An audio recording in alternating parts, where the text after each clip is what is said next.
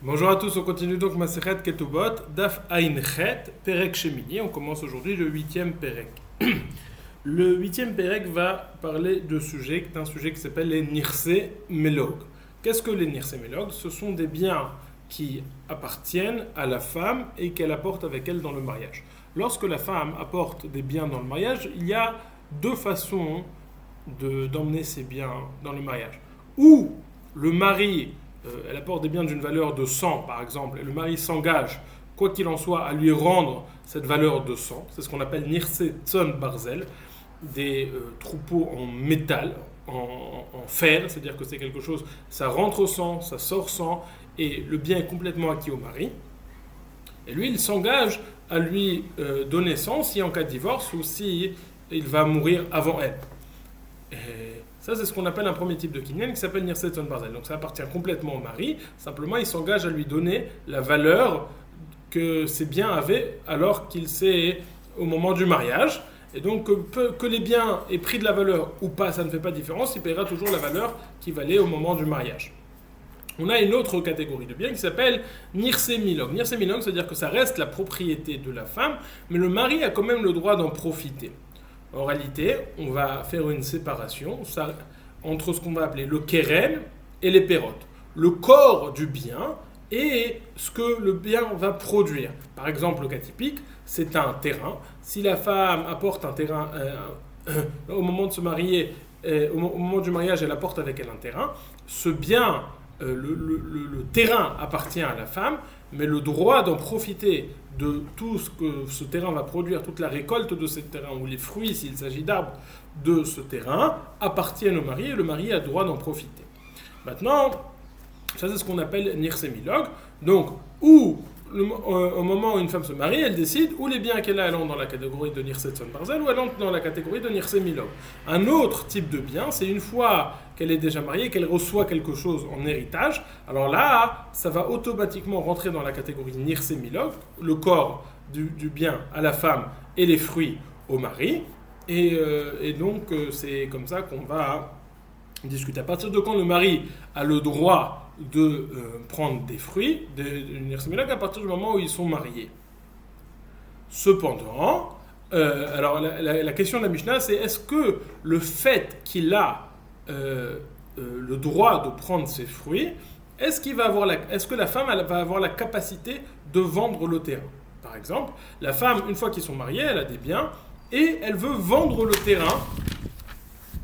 Elle veut vendre son terrain à quelqu'un et donc lui vendre le terrain avec toute la capacité de production des fruits. Le mari, va nous dire la Mishnah, si ces biens sont arrivés alors qu'elle était déjà mariée, le mari a la capacité d'empêcher cette vente et de dire non, le droit de prendre les fruits de ce terrain me revient, et donc cette vente n'a pas lieu. Alors certes, le corps appartient aux acheteurs, mais tout le profit qu'il va avoir de ce bien appartient au mari, et donc il a le droit de récupérer le corps pour profiter des biens. Ça va être le din de la Mishnah lorsque ces biens lorsque cette femme est déjà mariée. Maintenant, la question de la Gemara va être de savoir est-ce que il va y avoir une limitation à l'action de la femme en vertu de cette capacité que le mari a de profiter des fruits. Ce qu'on va appeler, à partir de maintenant, kinyan perot. Un kinyan, une propriété sur les fruits. La femme, elle a ce qu'on appelle kinyan hagouf, elle a la propriété sur le corps, et le mari a kinyan perot. Est-ce que le kinyan perot que le mari a sur ce bien, sur ce terrain, ça va limiter la femme dans son action, c'est-à-dire qu'elle ne va pas pouvoir le vendre? On va nous dire, la Mishnah va distinguer entre différents statuts, avant qu'elle soit fiancée, au moment où elle est fiancée et au moment où elle est mariée. Non seulement elle va différencier entre ces trois statuts, mais elle va aussi différencier entre quand est-ce que ces biens sont arrivés dans le domaine de la femme. On parle ici de biens qui lui sont arrivés en héritage. Est-ce que ce sont des biens qui lui sont arrivés avant les fiançailles? Est-ce que ce sont des biens dont elle a hérité après les fiançailles, mais avant le mariage, ou est-ce que c'est des biens dont elle a hérité après le mariage? Ça va aussi jouer une différence. Sachant que dans les deux cas, les deux extrêmes, c'est que si, avant qu'elle se fiance, évidemment, elle a le droit de faire ce qu'elle veut parce qu'elle n'a pas de mari, donc elle est libre, elle peut vendre ce qu'elle veut. Après qu'elle se soit mariée, une fois qu'elle est mariée, et les biens qu'elle reçoit une fois qu'elle est mariée, alors là, elle n'aura pas le droit de vendre, et même si elle vend, le mari a le droit de récupérer ses biens. La question va être, quel est le din lorsqu'elle est fiancée? Quels sont ses droits lorsqu'elle est fiancée? Et quels sont ses droits? Quelle est sa capacité d'action lorsqu'elle reçoit des biens en étant fiancée et puis qu'après elle se marie? Est-ce que là le statut va changer? Voyons dans la Mishnah. Aïcha shenaflula nechasim ad shelo titares, moidi bet shammai ubet hillel shemocheret venotenet vekayem. Une femme qui donc aurait reçu des biens en héritage avant de se fiancer, puis se serait fiancée. Encore une fois, si on parle avant les fiançailles, alors là, il n'y a pas de question, évidemment, elle peut vendre tout ce qu'elle veut, et c'est une bonne vente. Là, elle a reçu des biens en héritage avant de s'être fiancée, puis elle s'est fiancée, et donc ça rentrerait dans la catégorie de Nirse Milog selon son accord. Modim Bet Shammai ou Bet Hillel, shemocheret venotenet vekayem.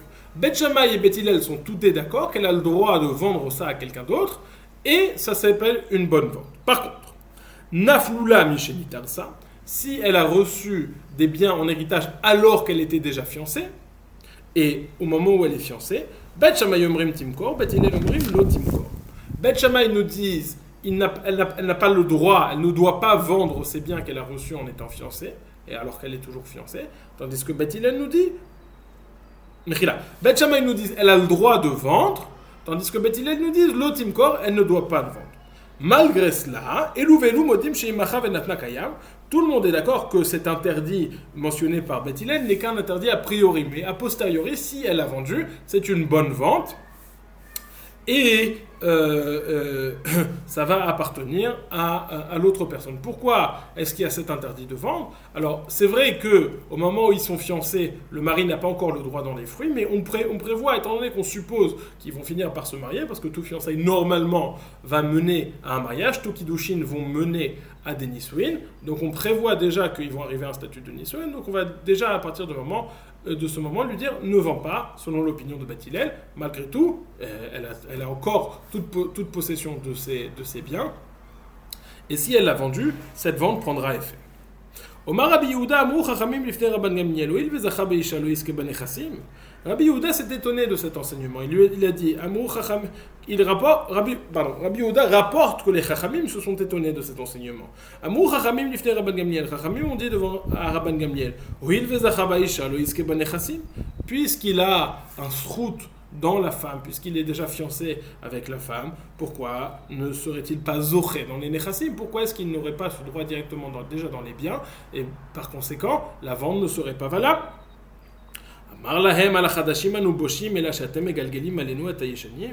A répondu Rabban Gamliel, leur a répondu Rabban Gamliel sur les biens qu'elle a reçus, sur les biens qu'elle vend en étant déjà mariée. Déjà, on a honte de dire que le mari a la capacité de récupérer ses biens, malgré qu'elle soit mariée. Et toi, vous voulez me dire que, alors qu'elle n'est que fiancée,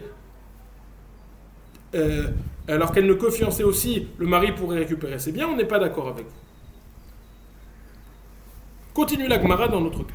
Naflula Misheniset, donc encore une fois, le cas extrême. On a vu, Naflula avant les biens qu'elle a reçus avant d'être fiancée et qu'elle vend en étant fiancée. Les biens qu'elle reçoit en étant fiancée et qu'elle vend en étant fiancée. Maintenant, on passe à l'autre extrême. Les biens Naflula Misheniset, si elle a reçu des biens alors qu'elle était déjà mariée, donc il faut forcément elle les vend quand elle est mariée.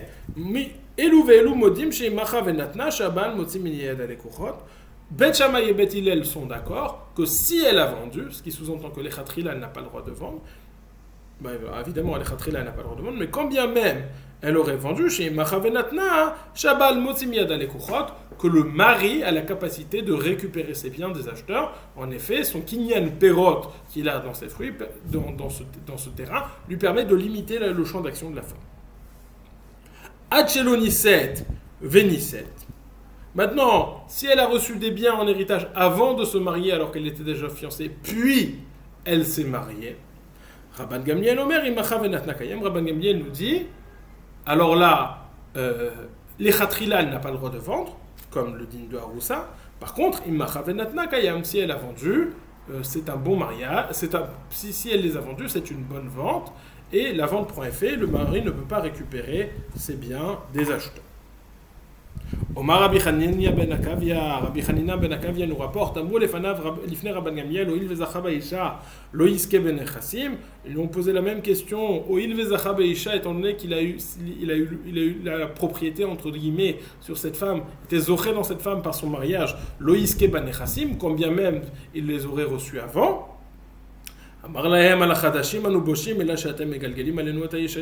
leur dit, que voulez-vous? Voulez qu'elle puisse récupérer, voulez qu'elle puisse, vous voulez, pardon, à la Khadashim Anoboshim, vous voulez que le mari puisse récupérer ses biens des acheteurs? Il dit déjà sur le fait même qu'ils puissent récupérer les biens, alors qu'ils se sont complètement mariés, qu'elle a reçu alors qu'ils étaient déjà mariés, nous avons honte. Et vous voulez qu'on élargisse ce cas? Nous ne sommes pas d'accord. Donc reprenons le cas, reprenons les dynimes de la Mishnah. Nous avons trois situations. En fait, on a deux cas. Avant de se fiancer, elle fait ce qu'elle veut, c'est ses biens. Maintenant, on va avoir trois moments d'héritage. Elle a reçu avant de s'être fiancée, après les fiançailles, après le mariage. Ok? Avant de s'être fiancée, après les fiançailles, après le mariage. Maintenant, cette femme, on va discuter de deux moments où elle vend, au moment des fiançailles ou au moment du mariage. Après les fiançailles ou après le mariage. Sur les biens qu'elle a reçus avant les fiançailles, tout le monde est d'accord qu'elle peut faire ce qu'elle veut avec, mocheret, ve notenet, elle peut les vendre et c'est une bonne vente qui pourrait faire. Sur les biens qu'elle reçoit en étant fiancée, alors si elle est encore fiancée, on a la machloket Bet Shammai et Bet Hillel qui nous disent que Bet Shammai nous dit elle peut la vendre, Bet Hillel nous dit elle n'a pas le droit de la vendre, mais tous deux sont d'accord que la vente, si elle a été faite, Bediavad a posteriori, elle prend effet. Par contre, si c'est même bien qu'elle a reçu au moment des fiançailles, mais c'est même bien qu'elle a reçu au moment des fiançailles, quand bien même elle se serait mariée après, le din ne change pas, elle n'a pas le droit de vendre selon Beth Hillel, et c'est une bonne vente. Si elle le fait, c'est une bonne vente. Si on parle de biens qu'elle a reçus en étant mariée, et qu'elle vend donc en étant mariée, là elle n'a pas le droit de vendre, et quand bien même elle aurait fait cette vente, la vente ne prend pas effet, le mari a la capacité de récupérer ses biens des acheteurs. Ce sont les dînes de la Mishnah. Rabbi Shimon cholek ben nechassim les nechassim. Rabbi Shimon dit, ce n'est pas le cas de tous les nechassim. Tous les biens ne sont pas similaires. Il y a des biens que le mari peut récupérer, il y a des biens que le mari ne peut pas récupérer. Qu'elle a le droit de vendre, il y a des biens qu'elle n'a pas le droit de vendre. Nechassim ayedouin labal, lotim kor ve'immacha venatna bal. Nechassim she'enam yedouin labal, lotim kor ve'immacha venatna kayam. Les biens dont le mari n'a pas connaissance. Mechila. Les biens dont le mari a connaissance, elle n'a pas le droit de le vendre, et si quand bien même elle l'aurait vendu, la vente est annulée. Donc là, c'est les biens qu'elle a reçus en étant déjà mariée. Sur ces biens, on parle là. S'ils sont connus au mari, alors la vente est annulée et elle n'a pas le droit de la vendre. Par contre, chez Enam Yedouim là-bas, les biens qui ne sont pas connus du mari, alors elle n'aura certes toujours pas le droit de les vendre a priori, mais par contre, Immacha Venatna, Kayam, si elle les a déjà vendus, c'est une bonne vente et ça marche. Donc encore une fois, on a ce Reb Shimon qui fait la différence entre les Nechassim et Yedouim et les Nechassim chez Enam Yedouim, les Nechassim dont le mari a pris connaissance et les Nechassim dont le mari n'a pas connaissance. Pourquoi dans les Nechassim qu'elle a eu alors qu'elle n'était pas fiancée, avant d'être fiancée, tout le monde est d'accord qu'elle peut vendre les Khatrila, elle peut les vendre, tandis que dans les Nechassim qu'elle a reçus en étant fiancée, là, il y a une machloket Bet Shammai et Bet Hillel, le Bet Hillel nous dit qu'elle n'a pas le droit de vendre les khatrila. Omre de Berebiyana et Reisha bischuta naflu, seifa bischuto naflu. Il dit c'est très simple.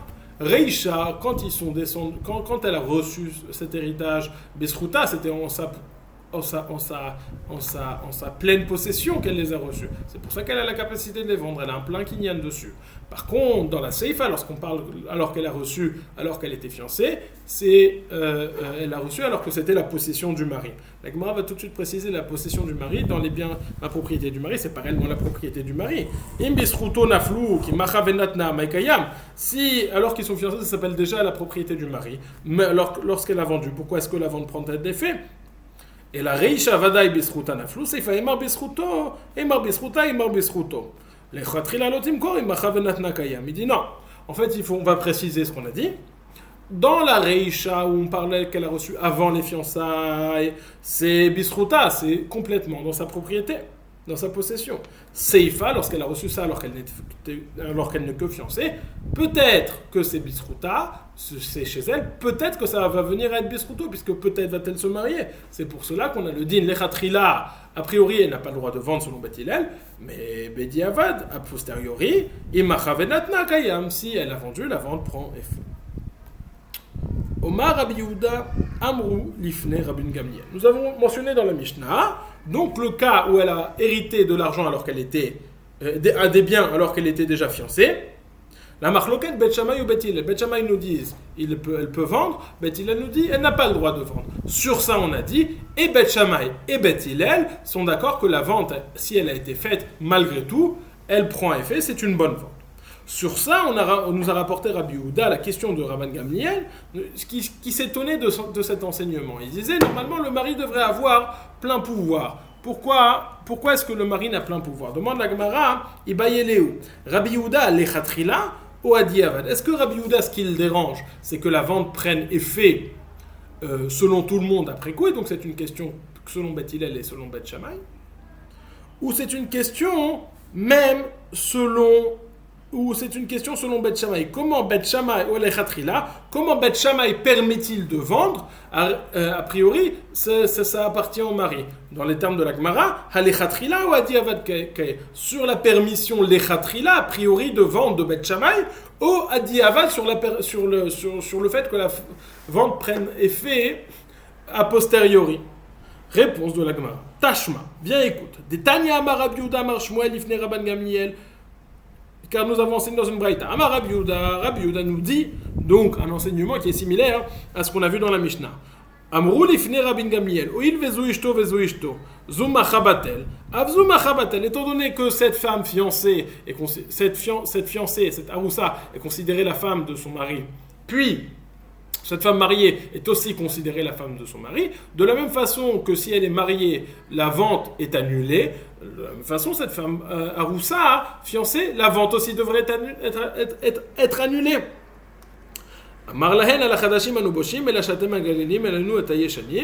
Donc la réponse est comme dans notre Mishnah, il dit nous avons honte déjà de ce cas-là que le mari a la possibilité d'annuler la vente, nous n'allons pas annuler la vente dans ce cas-là aussi. En tout cas, que voyons-nous? Que la question portait précisément sur l'annulation de la vente. La surprise était comment se fait-il que, alors qu'une femme est mariée, la vente est annulée, et lorsqu'une femme est fiancée, la vente n'est pas annulée. C'est ça la question. Donc on voit que la question était adiavad, sur la permission, sur le fait que la vente prenne effet a posteriori, que ce soit selon l'opinion de Beth Hillel ou que ce soit selon l'opinion de Beth Shammai. Tanya, nous avons enseigné dans une braïta. Shmamina adiavad kamar shmamina. Tanya amar Rabbi Hanina ben Akavia. Nous avons enseigné dans une braïta. A dit Rabbi Hanina ben Akavia. Lo kachashivan Rabban Gamliel et Chachamim, mais la kachashivan. לא אם אמרתם בנשואה שכן בעלה זכאי במציאתו ובמעשה ידיה ובהפרת נדריה. תאמרו בארוסה שאין בעלה זכאי לא במציאתה ולא במעשה ידיה ולא בהפרת נדריה.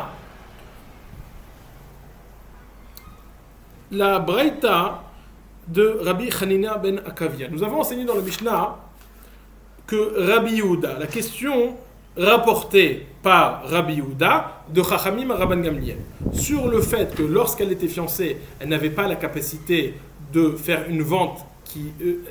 je reprends. Sur le fait que lorsqu'elle est fiancée, sa vente puisse prendre... je reprends. Sur le fait que lorsqu'elle est fiancée, elle n'a pas la capacité... Elle a la capacité de vendre ses biens et que c'est une vente qui prendra effet selon tout le monde, se sont étonnés les Chachamim devant Rabban Gamliel. Ils ont dit, comment se fait-il que si c'est sa femme, il devrait pouvoir annuler la vente? Et quelle est la réponse qui a été proposée, qui a été rapportée par Rabbi Yehuda dans notre Mishnah? La réponse rapportée est: nous avons déjà honte de ce cas-là, ne nous rapporte pas aussi ce cas-là. Rabbi Hanina ben Akavia, quant à lui, nous dit non, c'est pas ça la réponse que Rabban Gamliel a rapportée à Chachamim. Lui, il a dit Lo kachashivan Rabban Gamliel et Chachamim. Rabban Gamliel n'a pas répondu comme cela à Chachamim. Et la kachashivan, mais comme cela, il leur a répondu. Lo im amartem benesua sheken ba'ala zakai bemetziata ou b'maasiyadeh ou befarat nedarea tomru be'arusa shen ba'ala zakai lo bemetziata velo b'maasiyadeh velo b'mafarat nedarea.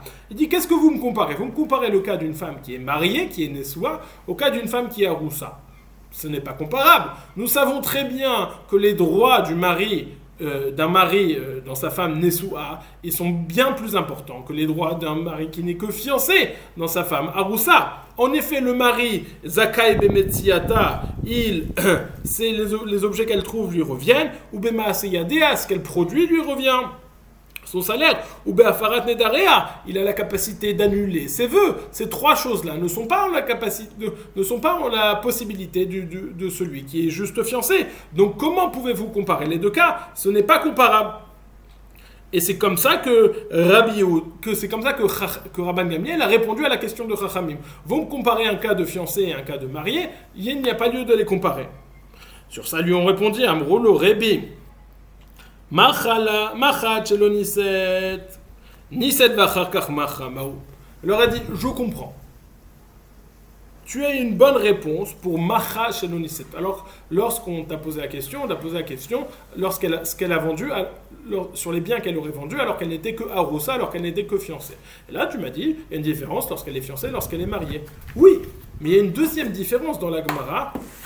Il y a une deuxième différence qui est notée dans la Mishnah. Quelle est cette deuxième différence? Lorsqu'elle vend alors qu'elle est mariée, si elle a reçu les biens avant d'être mariée ou si elle a reçu les biens après d'être mariée. Et ça, c'est difficile. Parce que là, cette femme, elle est mariée, tu ne vas plus pouvoir me répondre. Il y a une différence entre les droits que le mari. On parle tous les deux des cas d'un mari, d'un homme qui est marié à sa femme.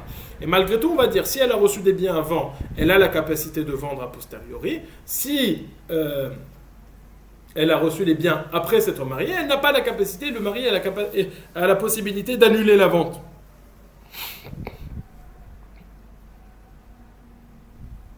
Amar lahem, amrulo il vezacha Rebi, machalat shelo niset vachakach macha maou. Donc il leur dit, quel est le din dans ce cas-là? Amar lehu, avzu mocheret venotenet vekayam. J'ai précisé qu'il leur posait la question quelle était la différence, supposant qu'ils savaient qu'il y avait une différence. Non, la question est quel est le din si elle a vendu des biens, si elle a vendu des biens alors qu'elle était mariée, des biens qu'elle avait reçus avant son mariage. Et sur ça, ils lui ont demandé quel est le din. Amar lehu, avzu mocheret venotenet vekayam. Il leur a dit non seulement la vente est bonne, mais elle a le droit de vendre. C'est bien, faites attention, on va voir plus loin dans le Gemara. Ce n'est pas comme ce que nous avons enseigné dans la Mishnah. Dans la Mishnah, on a dit si elle a reçu des biens avant le mariage et qu'elle les vend après le mariage, et après le mariage, elle n'a pas le droit de les vendre. Quand bien même la vente prendrait effet si elle le fait, elle n'aurait pas le droit de les vendre. Là, nous enseigne Rabban Gamliel dans cette version, il dit Abzum mocheret venotenet vekayam, elle a le droit de la vendre. Sur ça, ils ont posé la question que nous avons mentionnée plus haut. Étant donné qu'il est marié avec elle et donc il a tout droit dans sa femme, il a ses droits dans sa femme. Pourquoi est-ce qu'il n'a pas les droits dans ses biens? Sur ça, ils leur ont répondu et là, sur ce qu'elle reçoit alors qu'elle est déjà mariée, nous avons honte du fait que le mari puisse annuler la vente et vous voulez nous rajouter d'autres cas. Ça, c'était la réponse de Rabban Gamliel. Donc en tout cas, Rabbi Hanania ben Akavia a rapporté cette braïta et a élargi la question qui était posée, a rapporté une autre réponse sur le début de la Mishnah que Rabban Gamliel a proposé au Chachamim, alors en disant non, il y a une différence si elle est mariée, si elle est fiancée, et que sur le dernier cas de la Mishnah, sur la différence entre les deux cas où elle serait déjà mariée, sur ça il a répondu à la Chadashim Anuboshim et la Shatam Egalgelim Alenu et Taïshanim. En tout cas, de cette braïta, que voyons-nous de la réponse de Rabban Gamliel? Nous voyons que Rabban Gamliel nous dit lorsqu'elle est mariée et qu'elle a reçu des biens avant le mariage, elle a le droit de les vendre, les khatrila. Elle a le droit de vendre ces biens, les khatrila. Pourtant, nous avons enseigné dans notre Mishnah, Rabban Gamliel Omer, nous avons enseigné dans notre Mishnah, si elle a reçu des biens avant de se marier, puis elle s'est mariée, si elle a vendu ses biens, c'est une bonne vente. C'est-à-dire que les khatrila, elle n'a pas le droit de les vendre, mais si elle le fait, ça serait une bonne vente. Donc il y a une contradiction entre cette braïta et notre Mishnah. Rav Zevid dit c'est vrai, il faut changer notre Mishnah. Lorsqu'il n'y a pas écrit dans notre Mishnah Immacha venatna kayam, si elle a vendu, mais elle a le droit de vendre les khatrila. Rav Papa Amar Lokashi. Rav Papa nous dit non, c'est pas difficile. Harabi Yehuda aliba de Rabban Gamliel, Harabi Hanina ben Akavia aliba de Rabban Gamliel. Notre Mishnah, c'est Rabbi Yehuda dans l'opinion de Rabban Gamliel. Il y a une marloquette entre Rabbi Yehuda et Rabbi Hanina ben Akavia. Quelle était l'opinion de Rabban Gamliel? L'opinion qui est rapportée dans notre Mishnah qui nous dit que uniquement Bedi Avad, la vente prend effet, mais les khatrila, elle n'a pas le droit de vendre. Ça, c'est l'opinion de Rabban Gamliel selon Rabbi Yehuda. L'opinion de la Braïta qui nous dit qu'elle a même le droit de vendre les khatrila, c'est l'opinion de Rabban Gamliel selon Rabbi Hanina ben Akavia. Rabbi Yehuda aliba de Rabban Gamliel, Rabbi Hanina ben Akavia aliba de Rabban Gamliel.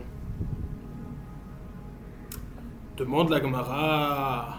Et donc, ils ont en sorte que nous avons deux shita, à savoir qu'est-ce qu'une femme peut faire avec les biens qu'elle a reçus avant de se marier, au moment après s'être mariée. Elle a reçu avant, puis maintenant elle s'est mariée, qu'est-ce qu'elle peut faire avec ses biens? Demande la Gemara de Rabbi Hanina ben Akavia qui est Bet Shammai.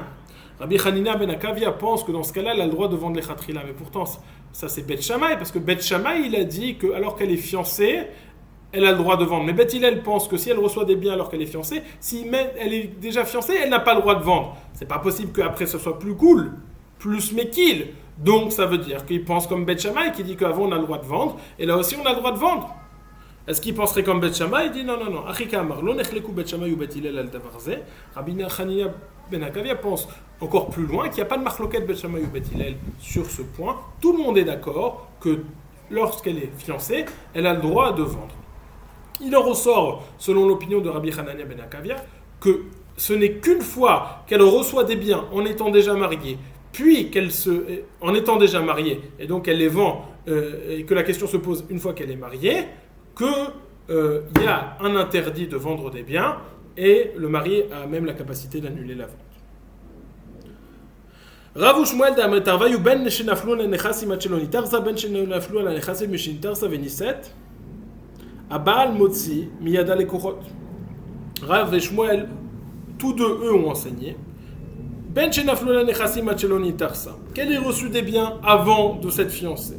Ben shenaflu la nechasim mishin tarsa, qu'elle ait reçu des biens alors qu'elle était fiancée, Vénisset, et si elle s'est mariée, Aba'al Motzi Miyad Alekuchot, le mari a la capacité d'annuler la vente. En d'autres termes, nous disent Rav et Shmuel, eux deux nous disent, si elle s'est mariée, le mari a la capacité d'annuler complètement la vente, indépendamment de quand elle aurait hérité de ses biens.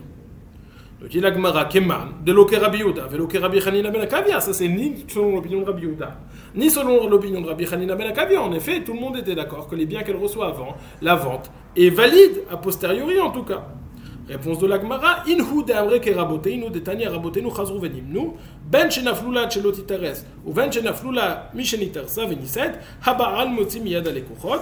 Il pense comme Raboteinu, comme nous avons enseigné dans une braïta, que Raboteinu refait un compte, et ont décidé que, indépendamment du moment où elle héritait de ses biens, Ben shenaflula avant les fiançailles, ou après les fiançailles, à partir du moment où elle se marie, le mari a la capacité, le mari donc a la capacité d'annuler la vente et de récupérer les biens des acheteurs.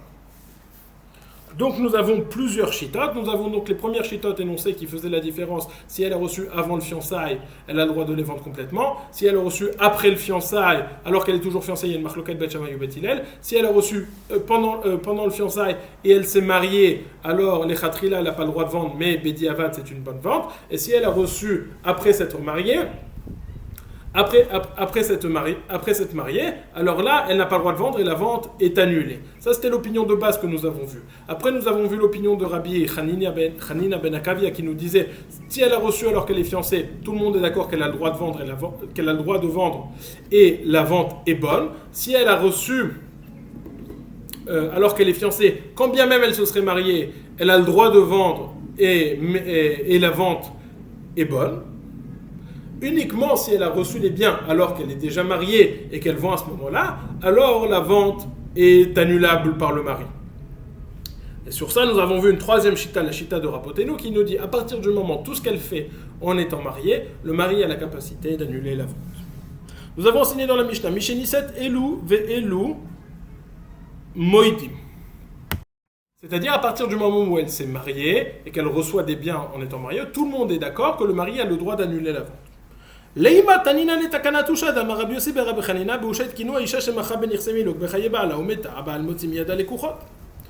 Il dit, c'est dans la Gemara, nous avons une takana tusha, donc une takana qui est après du Sanhedrin alors qu'il était à Osha, qui nous dit une femme qui a vendu ses nirsemilug alors que son mari était encore en vie et elle est morte, le mari a la capacité de récupérer ses biens des acheteurs. Nous dit la Gemara. Voilà, pourquoi avons-nous besoin d'une takana tusha? Nous l'avons enseigné dans une Mishnah, on a dit, une fois que la femme est mariée, si elle vend, le mari a la capacité d'annuler la vente. La takana tusha semble dire la même chose. Une fois qu'elle est mariée, la femme qui a vendu des nirsemilog, si elle est morte, le mari a la capacité de récupérer les biens. Réponse de la Gemara. Matnitin, bechayea ou les pérotes. Takana Kudusha, Begoufa Shel Karka ou les Macharmita. Non, il y a deux sujets. Notre Mishnah, comme on l'a précisé au début, nous parle uniquement du Kinyan Perot que du mari. Donc c'est quelque chose qui s'applique même de la vie. C'est quelque chose qui s'applique de la vie lorsque sa femme est encore en vie. La Takana Tusha nous parle du Goufa Karka, du bien même du terrain, ou les Acharmita, une fois qu'elle est morte, quand bien même elle serait déjà morte, le mari a la capacité de récupérer ce bien. Nous avons enseigné dans la Mishnah Rabbi Shimon Cholek ben Nechassim ben Nechassim les Nechassim Yeduim et Nechassim Shena Yeduim, les biens qui sont connus du mari et les biens qui ne sont pas connus du mari. Demande la Gemara Elu hen Yeduin ve Elu shen Yeduin. Quels sont les biens connus du mari et quels sont les biens qui ne sont pas connus du mari? Omar Rabbi Yossi ben Rabbi Hanina Yeduin mekalka et Shena Yeduin metaltale. Rabbi Yossi ben Hanina vous nous dit les biens connus ce sont les biens immobiliers, les terrains. Ceux qui ne sont pas connus ce sont les biens mobiliers, les métaltélim. Donc c'est comme ça qu'il fait la différence. Ve Rabbi Yochanan Amar. Elu ve'elu yeduin ve'elu hen she'enan yeduin kol ishi yoshevet kan ve'naflula nechassim ben medinat hayam. Rabbi Yochanan nous dit non, que ce soit des biens immobiliers ou des biens mobiliers, des mékarkaïnes ou des métaltélines, tout le monde est d'accord que ça a la capacité d'être des biens connus du mari. Ce n'est pas ça la différence. Quelle est la différence? Si elle est ici, elle a reçu un héritage dans un autre pays, ce que la Gemara appelle Medinat Hayam, au-delà de la mer, et donc le mari, c'est dans ce cas-là où le mari n'en aurait pas pris connaissance. Tanya Namiyachi, nous avons aussi une braïta qui va dans ce sens. Elu shehen shenan yeduin, kot shevet kan, venafnula nechassim b'Medinat Hayam. Voici les biens dont le mari n'a pas connaissance, ce sont les biens lorsqu'elle est ici et qu'elle a reçu en héritage des biens de l'autre côté du pays, B'Medinat Hayam, dans un autre pays, au-delà de la mer. Et donc ça, on a donc ces deux explications, que sont les Nechassim She'enam Yeduim, ou bien ça fait référence à des métaltélines, selon Rabbi Yossi ben Rabbi Hanina, ou bien selon Rabbi Yochanan, ça fait référence à des Nechassim qu'elle a eu, des biens qu'elle aurait eu dans un autre pays, Voilà. On a fini donc Daf Ainchet. Bonne journée. C'était donc le sujet, les Nirse Milog. Quelle était la capacité de vente des Nirse Milog, sachant que quand bien même elle aurait le Kinyan Gouf, le mari a le Kinyan Perot. Et nous avons vu les différents aspects, les différents moments de ces éventuelles ventes. Bonne journée.